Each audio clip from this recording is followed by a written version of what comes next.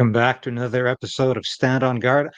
I'm your host, David Krayden. I'm broadcasting live from Ottawa. And this is the last day the House of Commons is sitting for another 3 months. And that's what we're going to be talking about today and a lot of other issues. We'll be back in mere moments.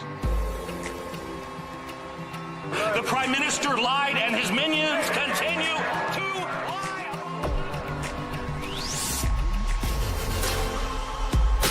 We need political change. But we also need to resolve to resist.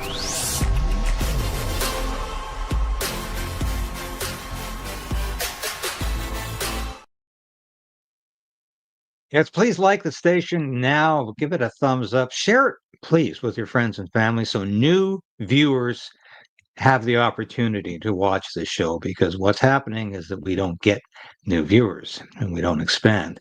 And please subscribe or resubscribe. We keep losing subscribers with one show and getting some back with the other, but that's not the way to success, people. Thank you so much for watching today. We've got a lot of stuff to go through. And of course, here we are. This is the last question period of the week. It's just about to start, actually. See what happens. But this is incredible to me that these people get to go home for another 3 months. I know some people say, why are you harping on this? I'll tell you why. Because the U.S. Congress, the House of Representatives and the Senate don't go home for 3 months during the summer and come back sometime in the early fall. They don't get a break like that because they consider the nation's business to be too important. Even though, yes, they screw up just as badly, but at least they consider the business to be important. Here in Canada, we're always being told by the government and by the official opposition that we're in a crisis and that things need to be handled. And of course, we're in a crisis nationally. We're in a crisis internationally with the war in the Mideast. And we'll be talking about that shortly, and I hope in a objective way as possible. But if we are in the midst of a crisis, perhaps the greatest crisis in our generation, why are they not dealing with things? They just go home for the summer. I find it just reckless. That's all I can say. I find it absolutely reckless. But it continues. So I wanted to go with this Black Box report. This to me is absolutely incredible because, we don't get answers about this. PM's budget plan is ill-defined and may prove irrelevant, says Budget Office. Mark Carney proposes by 2029 to balance operating budget, but not the actual budget. The government has not defined how the new operating budget targets will be measured. Now, this is exactly what I've been saying about Mark Carney here.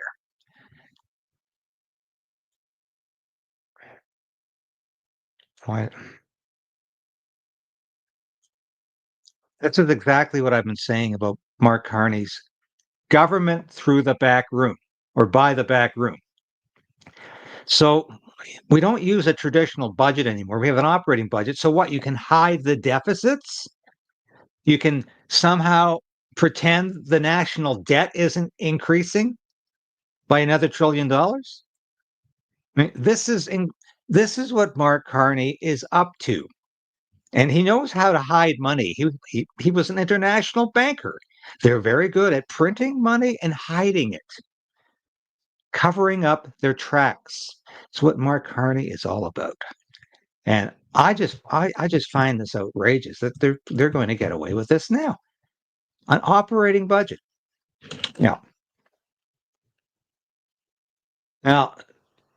this has never been explained. And if somebody out there can say, oh, it's an old story. It's an old story, but it's also a new story because Mark Carney has never addressed this. American firm employing Mark Carney's wife receives huge contracts from Government Canada. Although exact numbers are unknown, government statements indicate hundreds of thousands of taxpayer dollars were awarded to the company for consulting services. The group is not under investigation, having broken the laws. However, Butt's association with Trudeau is of concern to some. Is Eurasia Group still getting money? Let's go to retire, if you will. Or if they want to disappear from national politics for a while, they go to the Eurasia group. And of course, Butts was Justin Trudeau's chief of staff. He disappeared after leaving, well, being thrown under the bus by Trudeau, essentially, and retired as his chief of staff. He ran off to the Eurasia group, and that's where Mark Carney's wife works. So these questions have never been answered, just like Mark Carney continues to refuse to say how much money he's worth. Where are his investments? Where is he receiving his cash from? Which companies is he connected to? Oh, it's all in a blind trust. Oh, and that's supposed to be good enough. Mark Carney refused to say anything when he was first elected as Liberal leader and installed as Canadian Prime Minister. He said nothing throughout the whole election campaign. He said nothing when he was elected as Prime Minister. And so I'm a little curious. How much is Mark Carney worth? It could be hundreds of billions of dollars. We know there's a maze out there where he's connected to people like George Soros. He's connected to international banks. He's connected to globalists. And he refuses to reveal any of it. And the mainstream media is good with that. Well, I'm not. And I don't think you are either. Now, I want to move to a very controversial subject, but it shouldn't be, because yesterday I said, let's give peace a chance. You know what? People might be listening. I mean, not to me, obviously, but you're not listening to me either. But I think there's enough people out there who have been saying, why don't we give peace a chance? And J.D. Vance says, I'm proud to announce that Secretary Kennedy and NIH Director Jay that the Trump administration is launching a program to study the long-term health effects of the chemical spill in East Palestine, Ohio, and help residents access the care they need. East Palestine will never forget you. Now, is this a coincidence, or does this indicate that the Trump administration wants to focus on domestic issues again and extricate itself from a potential war in the Middle East against Iran? I think this indicates that the Trump administration wants to focus on domestic issues, such as helping those poor people out in East Palestine, Ohio, who were ignored by the Biden administration when they had that toxic rail derailment in their backyard. God knows how many people are going to have long-term health effects for that. Biden administration didn't care. Joe Biden never even visited East Palestine, Ohio. J.D. Vance from Ohio, thank God. It's time they did this, because as soon as the Trump administration was elected, I said, well, I hope they're going to look after some of these concerns that were ignored by the Biden administration, including, of course, this one. This is incredible. And once again, why didn't Donald Trump do this on day one? Breaking, President Trump just announced and has approved storm damage funding for North Carolina, Tennessee, Arkansas, and Alabama, all states previously abandoned by the Biden administration. Now, I wrote extensively about this for the Post-Millennial at the time, because these people were completely ignored. They got a stipend from FEMA. This is the Federal Emergency Management Agency, which of course was in the pocket of the Biden administration and deliberately went out of its way to ignore people with Donald Trump election signs in their front yard. Absolutely ignored them. Wouldn't go to their door. And everybody in this area that were hit hard, these are hardworking Americans, who are not affluent. They got a stipend. And they were told, oh, go stay in a local hotel if you can find one. And when the relief ran out, sorry, we're not paying for your hotel bill anymore. And that was it. These people, I don't know how many people went bankrupt. I don't know how many people lost their homes. Well, a lot of them literally lost their homes, but who lost even the insurance on their homes because it might not have been covered, who lost everything, in other words, because of this natural disaster, and because the Biden administration simply didn't care. So that to me is a good sign. That to me is a good sign that Donald Trump is moving back to a focus on domestic. Because believe me, if he continues to focus on the Middle East and a war with Iran, it's going to destroy his presidency, and that's something we have to know. Now, this is almost like a public service announcement.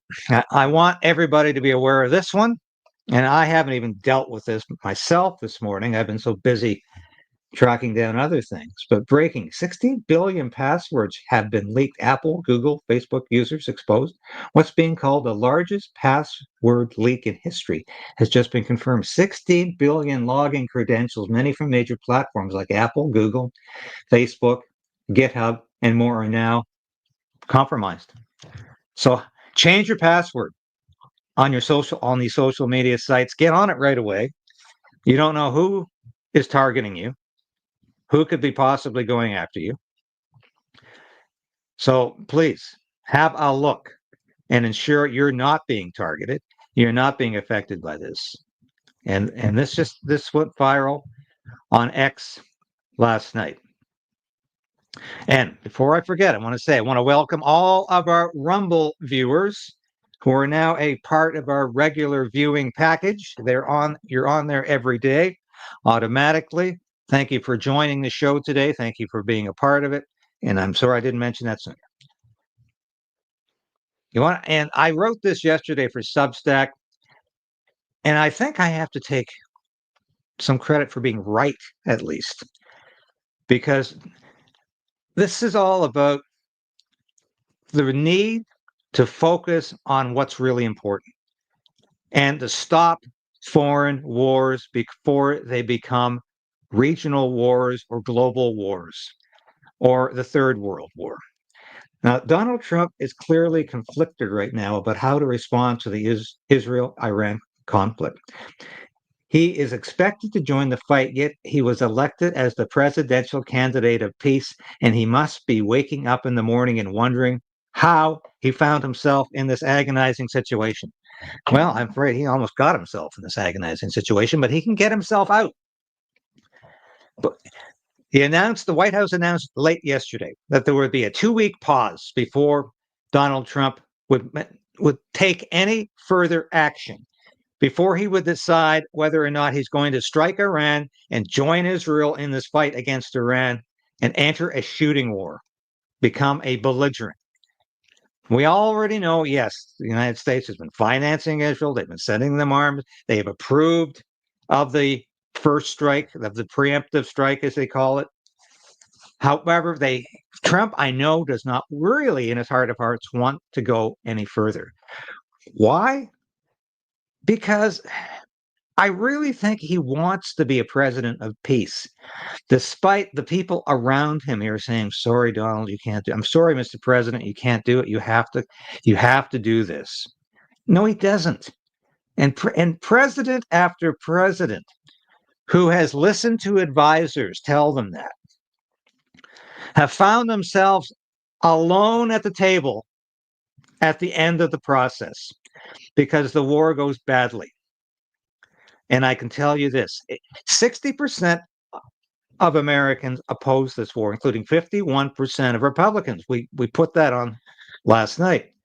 Those numbers are not good for Donald Trump. That means not just the MAGA movement feels betrayed, but a lot of Americans feel betrayed. Trump could lose the midterm elections over this. He could lose his presidency. There's talk about impeaching him over this because he's let America down. He's gone against his promise to stop foreign wars.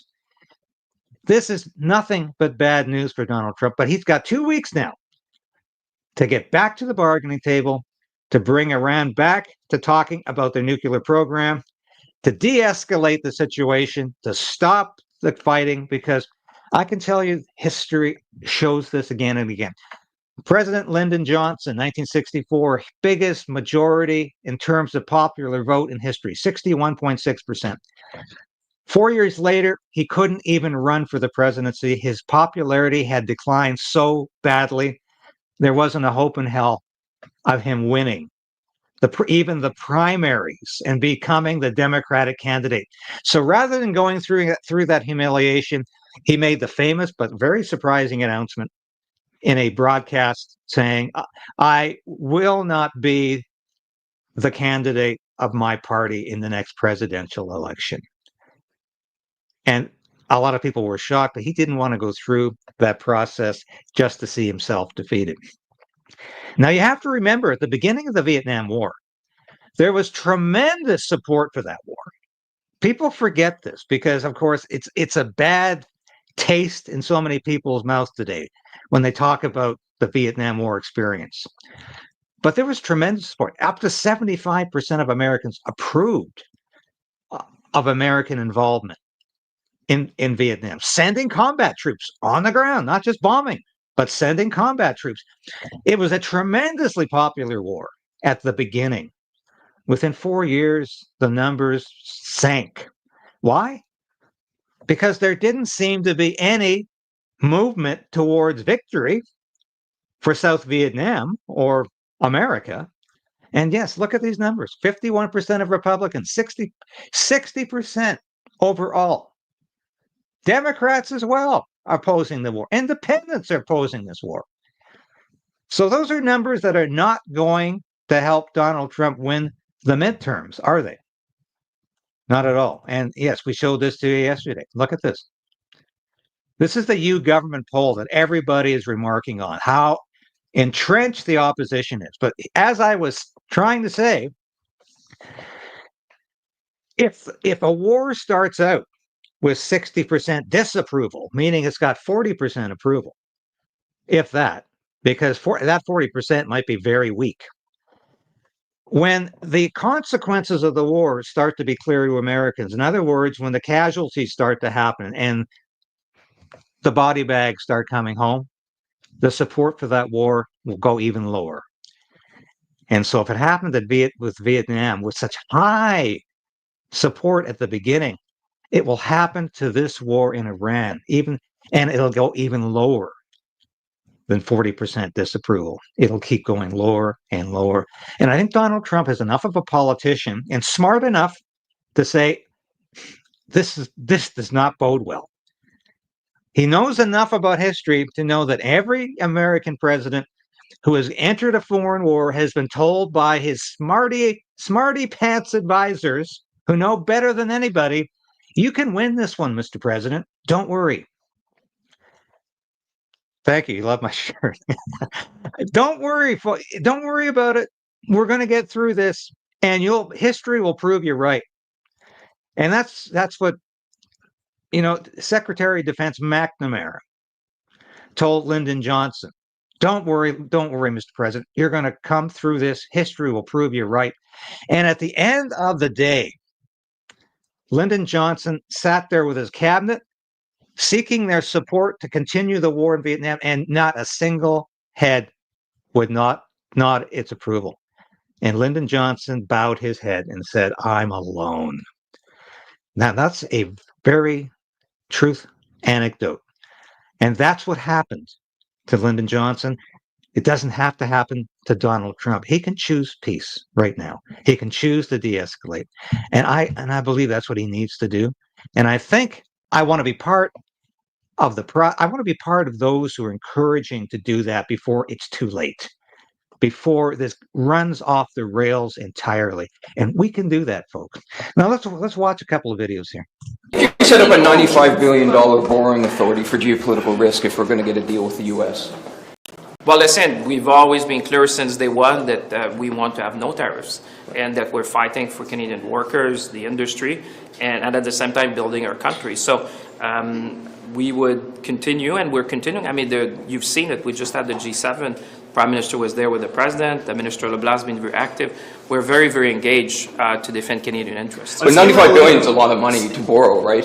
Well, listen, we have a number of tools in the toolbox. What Canadians expected us when we started that was to fight for them, but at the same time be prudent when it comes to looking at what we might be able to do to support industry. You've seen that we're now affected by unfair steel and aluminum tariffs. So we've been there to fight. We've been there to support the industry, the workers, and at the same time favor also domestic consumption of what we produce in Canada.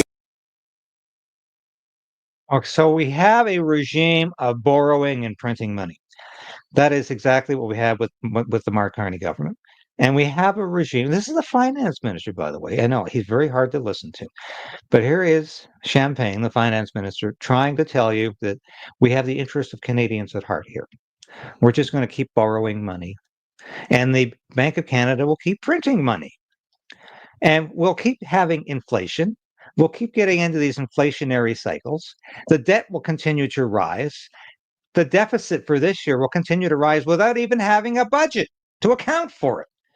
Oh, but there's a solution. We'll have an operational budget, which Mark Carney now says that's what he'll be held accountable to. And anything that's not in the operational budget, we'll just put that under the rug into the real budget, which apparently we aren't going to see or doesn't have to balance. Just the operational budget has to balance. So in other words, this is like saying, okay, I'm giving myself $100 to spend this week. I'm only going to spend $90. However, I've got all this money over here, and I'm going to secretly spend all of it, or more than I even own. I'm going to go into the red. I'm going to go to my credit card to keep spending money on this dispersal, while I pretend I'm only spending 90% of my budget this week. That's my operating budget, say $100, say $1,000, whatever you want to call it. I'm only spending 90%, so therefore I'm balancing the budget. But I won't tell you about the credit card over here where I'm spending hundreds of thousands of dollars that I don't have to account for. That's if we lived that way, of course, we would be headed toward the poorhouse tomorrow, or we would be headed toward bankruptcy. And there he is. There's our favorite minister, Mr. Vinegar.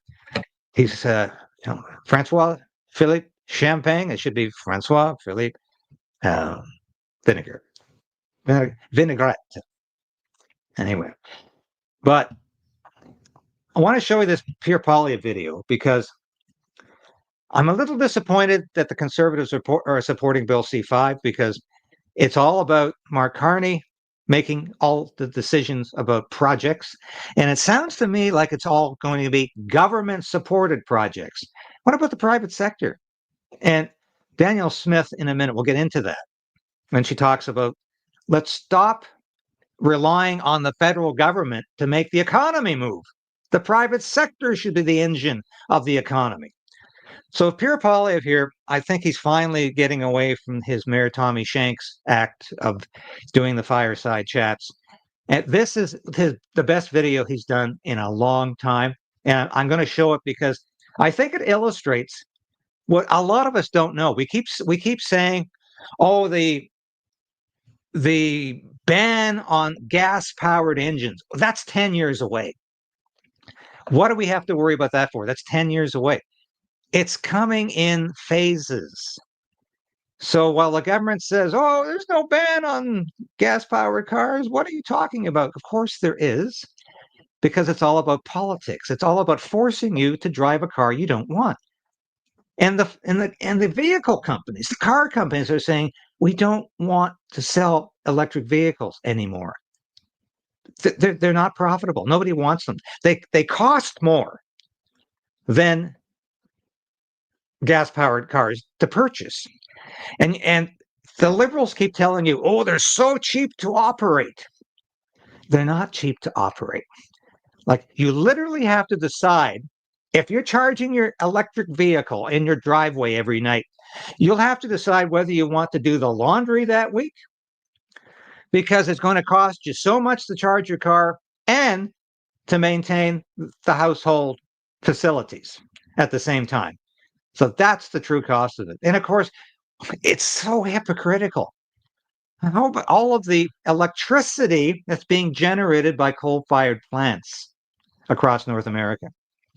So it's all hypocrisy. But let's listen to Pierre Poilievre. I think this is a very good video. Tell you where to go and how to get there. It's the Liberal government's new attempt to ban your gas-powered vehicles. Starting next year, they plan to bring in what's called a zero-emissions vehicle mandate that becomes more and more stringent until it bans gas-powered vehicles altogether. In 2026, the federal government will begin phasing in the mandate. with automotive manufacturers and exporters forced to meet a target of 20% of sales in the, quote, zero-emitting category. That means electric, raising that to 60% by 2030 and 100% by 2035. So in 10 years, gas-powered vehicle sales will be banned altogether. And now, manufacturers and importers that don't meet the quota must buy pricey credits as high as $20,000 a car, a cost that's obviously going to be passed on to consumers. So prices go up, choice goes down, and it's a decree from a government that thinks it knows better than the rest of us and is perfectly willing to make our lives more expensive and difficult to pay for it.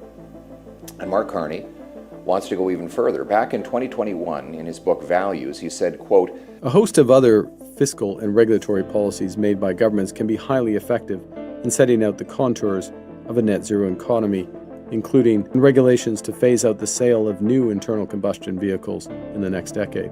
So if you followed that schedule, they'd be banned altogether by 2031, even faster than the current Liberal government plan. But let's be honest, Canada is not a small, flat, warm country that is easy to get around. It's a vast, cold, resource-producing country where millions of us drive long distances to get to work, feed our families, and haul supplies. And yet the Liberal government wants to ban the technology that works the best, internal combustion engines, and force us all into driving electric vehicles, whether the grid is ready or not, whether the charge. I'll just interrupt briefly to say last winter, when they had a cold snap in Edmonton, 50 to 60% of electric vehicles wouldn't start. So I remember reporting that at the time, but that's the reality. If you're living in a city where it gets pretty cold, and that includes a lot of Canadians, your car is not going to start. And where are you going to be if you can't start your car? And maybe you haven't got your cell phone, you can't call a tow truck. Charging network exists or not, or whether we can afford it or not. The CAA found that EVs lose 40% of their battery life in cold weather, and that was tested in just -7 to -15 weather conditions, practically balmy compared to winters in Winnipeg, Thunder Bay, and much of rural Canada. This is not about reducing emissions. It's about imposing elite ideology on the common people. Look, if you want to drive an electric vehicle, great. I'm all for free choice. But despite the hype, they don't work for everyone. They cost about 15 grand more than a gas equivalent, even after government subsidies. And those subsidies, they don't fall from the sky. They come out of your pocket in the form of the taxes that pay for them. Now, thanks to the ZEV mandate, car companies will have to make up the fines and costs of compliance by just jacking up the price that you pay when you buy your vehicle. That means we'll pay more even if we don't want or can't use an EV. And let's talk about the grid. Right now, EVs make up just 8 to 10% of new cars in Canada, yet our grid is already stretched. What happens when that number jumps to 100%? Ask Ontario Hydro, BC Hydro, or Hydro-Quebec how ready they are to charge tens of millions of electric vehicles every single night on top of the growing residential and industrial demand. Spoiler alert, they're not ready. So how do the Liberals plan to bridge the gap? Well, more debt, more taxes, and more unreliability. It's funny, these are the same people that say that you should use less air conditioning in the summer to save money for the grid because it's overwhelmed and over-demanded right now. But then they force you to buy an electric vehicle that will place even more demands on it. Who's this going to hurt? Who's going to pay the price? Well, it's going to be the single mom in Sudbury who drives 30 minutes to drop off her kids, or the tradesman in Kamloops hauling tools in a Ford F-150. It's the senior in Cape Breton who wants to buy a used Corolla for a good price because it runs great and it's affordable to gas and maintain. The people the Liberal elite never think about will pay the highest price. This isn't about the environment. It's about control. They're imposing a top-down command and control scheme designed in boardrooms, not garages. They didn't ask us what we wanted. They dictated. And now we'll pay more to get less. Fewer choices, higher costs, longer wait times, all in the middle of a cost of living crisis. So here's what we conservatives will do. We will repeal the ZEV mandate, scrap the industrial carbon tax, cancel the Liberal fuel standards that punish us and make our lives more expensive. We'll trust Canadians, you, to make your own choices. And we'll unleash the power of the free market to produce better cars at lower prices that travel longer distances with less fuel. Competition and choice, not bureaucracy and rules, will incentivize businesses to make better products at lower prices, because we believe technology should serve people and not the other way around. We'll maximize personal freedom and choice. So you decide. You should be free to decide what you say, what you think, and what you drive. We need a smaller government with bigger citizens. The state should be servant and not master. It's time to bring home control of our lives, our cars, and our choices. It's time to put you back in the driver's seat. All right, Pierre Poilievre is talking like a real conservative again. I'm so happy to hear that, because that's when he resonates best with Canadians. It's when he says the state should be the servant, not you, a servant to the state. That's all what we believe in. It's about the free enterprise system working for us. It's about freedom of speech. It's about having a country where we're free to make our own choices, and the government doesn't make them for us. So I'm so glad to see this. It was a very strange 3 to 4 weeks back in Parliament for the Conservative Party. Hot one day, cold the next. At times they seem co-opted, but I think Poilievre is getting his head focused, his eyes focused, his vision clear, because there's a by-election coming up for him, and he has to know exactly what he's about and the Conservative Party about, and that's got to be freedom. Let's make Canada the freest country in the world. He used to say that all the time. He needs to keep saying that. Now, a lot of folks have been complaining about Danielle Smith supporting Bill C-5, but I talked to Danielle last week. I'm sure a lot of you watched that, and I said, can we trust Mark Carney? And she is in no way under any illusion that Mark Carney is somebody who is going to stick to his word. And she said, you had better come through on your promises to be a prime minister that respects provincial autonomy, or you're going to suffer the consequences. Now, she's been a little, not exactly comprehensive about what those consequences are, but she's not going to lay down and watch the Liberal government walk all over Alberta. And Scott Moe of Saskatchewan isn't. The two of them had a very great news conference this week, and I've included a couple of clips from that right here, because Danielle Smith is fighting not just for Alberta, she's fighting for all Canadians who want the federal government off their back. Opening remarks, and then turn it over to my friend, Premier Scott Moe, and thank him for also hosting us on the Saskatchewan side of Lloydminster. I think when we do the Lloydminster Summit #2, we might try to find a location on the Alberta side just to even her up. But thank you for joining us here. The city is a reminder of our shared history and the bonds between our two provinces. 120 years ago on this same day, our provinces were created. We have strong separate identity, but a great deal of commonality. And in fact, we talked a lot about our commonality today. We identified, of course, 9 specific changes that Prime Minister Mark Carney needs to make in order to meet his stated goal of making Canada's economy the strongest in the G7. I have mentioned those several times, but I'll mention them again: guaranteeing full access to oil and gas corridors, northeast and west, repealing Bill C-69, lifting the tanker ban off the BC coast, eliminating the oil and gas emissions cap, scrapping the so-called clean electricity regs, the net zero power regs, ending the designation of plastics as toxic, abandoning the net zero car mandate, and returning oversight of the industrial carbon tax to the provinces, as well as halting the federal censorship of energy companies. And I think we're here today as a united caucus because we've decided that enough is enough. Development of provincial resources is provincial responsibility, and that includes the development of our transmission and electricity grids. And if we can unite in a common purpose, we can ensure that the rest of Canada hears our voices, that Ottawa should stop interfering. Because together, we believe Alberta and Saskatchewan have an opportunity to speak with one voice to Ottawa, outlining a vision for our country. And we can call for a country that works for all of us. So with that, I'd be happy to turn it over to Premier Moe. I asked Premier Smith last week in our discussion, does she think Mark Carney could use Bill C-5 to usurp provincial autonomy over oil and gas rights or natural resources? And then she assured me that those rights are guaranteed by the Constitution of Canada, and that no legislative agenda or no piece of legislation can overrule that. Now, she's technically correct, but my concern is that Mark Carney will ignore the Constitution, will ignore what judges say. And John Carpe the other day on his show said that's a concern for him too, that politicians routinely ignore the Constitution when they want to.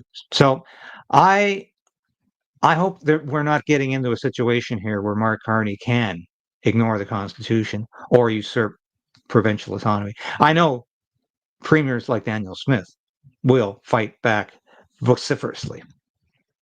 And I would just reiterate all that Premier Smith has said, and said this was a great opportunity for us to bring our caucuses together to discuss the very close alignment that we have in our ambitions to advocate and to represent abroad in markets of interest to both of our provinces and to our nation. If I look at the Trans Mountain pipeline, if we have to build another pipeline with federal taxpayer dollars, that would be a failure of the process. The federal government simply cannot put so many barriers in the way that all the private sector proponents are scared out of the realm, and then the only way for them to come in is to build at 6 times the original cost. That shouldn't be the only way things get built in this country. And if you talk to the proponent who managed as well to have a very difficult construction project for Coastal GasLink, the barriers put in the way probably added billions of dollars of additional cost to that as well, which is why I welcome a 2-year to yes window where we can streamline the permitting process, figure out the right way to do it. Because if we had the private sector building, we would have had Keystone XL, we would have had Energy East, we would have had Northern Gateway, and Alberta would already be well on its way to doubling its production.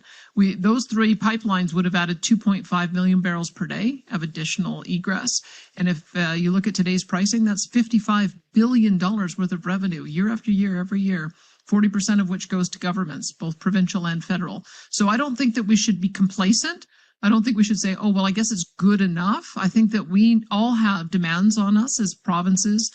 We have demands on our public services. We need to build schools and hospitals and infrastructure, and you need to have a source of revenue to do it. I know that it would be an utter failure, as I mentioned before, if every project that had to be built in Canada had to be built with federal tax dollars because no private proponent is willing to come forward and do it.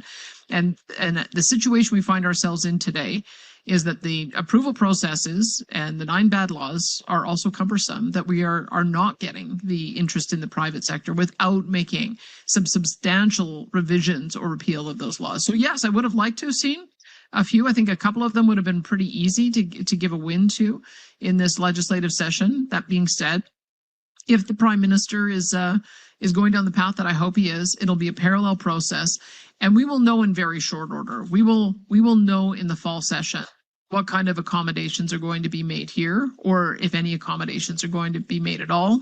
Well, the national self-sabotage that has happened over the last 10 years has to end. That's what I mean by enough is enough. We cannot keep on fighting against these kinds of nation-building projects, these revenue-generating projects, and then still have aspirations to add more and more social programs at the federal level. It doesn't make sense. If you want to support the expansion of social programs to help your people, you've got to generate wealth to tax in order to be able to do it. And I think that is probably maybe the West has gotten around to understanding that faster than some of our friends in the East, but that's okay. And we can work with a coalition of the willing of the Western provinces and territories, which seems to be solidifying. This is I think the reason why the port-to-port concept has gotten such traction with the territorial and provincial leaders, is that we can all see how we can benefit from it. And we're trying to find ways to have our friends in Eastern Canada benefit too, but maybe they have to develop their own projects and their own ideas. Quebec has substantial natural gas resources, and they should develop their own pipelines for their own interests, to wean themselves off their reliance on gas from the United States. They should use it to develop their own royalty structure so they can develop their own revenue to pay for their own services for their own people. What's she talking about right here? Equalization. Quebec would rather sit back and have Alberta pay them welfare. than to develop their own resources because they think it's unethical to do that because it might affect climate change. But Quebec would rather take their stipend of equalization payments from Alberta instead of getting on with a job in their own province. And this is what Danielle Smith is saying. One of the most significant parts of her presentation. Stop expecting other people to pay your bills because that's the welfare state writ large. That is what Quebec has always expected. The rest of Canada should support them. Well, Alberta is saying no. You know why she's saying this? Because there's a strong independence movement in Alberta that says, we're not going to spend another cent. We're not sending another nickel. You're not getting another dime from us because equalization ends when Alberta is independent. And that's why Danielle Smith is pushing back right now so hard on equalization, because that message resonates so well with Albertans and other half provinces who have to pay for the rest of Canada. And if that rest of Canada thinks it needs equalization only because it refuses to get on with the job in their province, then that's completely unacceptable. And I think that's the message she has here that is going to resonate. The other thing being, of course, why are we relying on government for projects to build pipelines? Because, you know, I remember Ayn Rand saying that the idea that the government has to build anything is ludicrous, because she says, what if people said, well, if the government didn't produce shoes, nobody would have shoes. That's the same argument. Of course, the private sector produces shoes because people need them and are prepared to buy them. We need pipelines, and the private sector is prepared to build pipelines because they need pipelines to do business. And that's what Danielle Smith is talking about very eloquently here.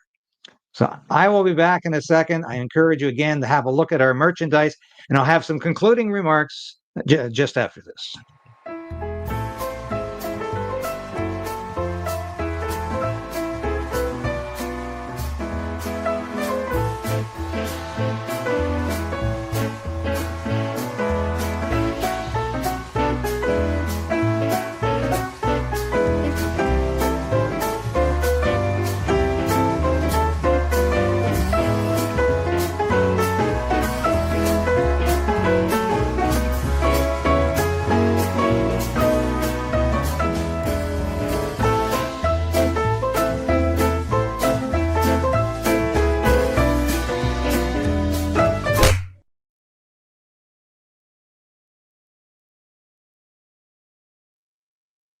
Yeah.